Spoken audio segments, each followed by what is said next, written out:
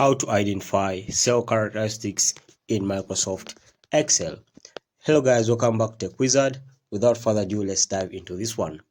So the first step is to open Microsoft Excel. As you can see, my Excel is already set and there's some content you're going to be using. As you can see, identifying cell characteristics can depend on different reasons.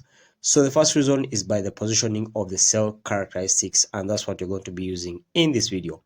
So if you type in an expression over here, it will logically appear in the middle. If you type in a number over here in this cell, it will appear on the right hand side.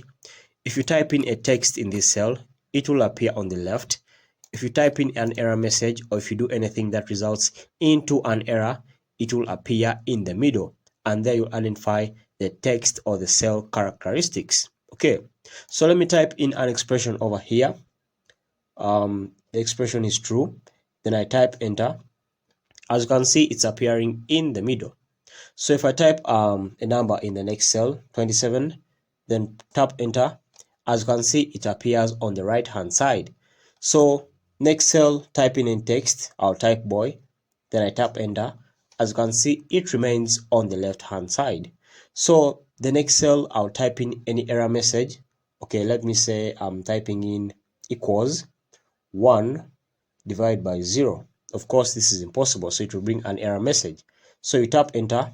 As you can see, the error message is appearing in the middle. So that's how to identify cell characteristics in Microsoft Excel. Thanks for watching. We shall meet in the next video once again.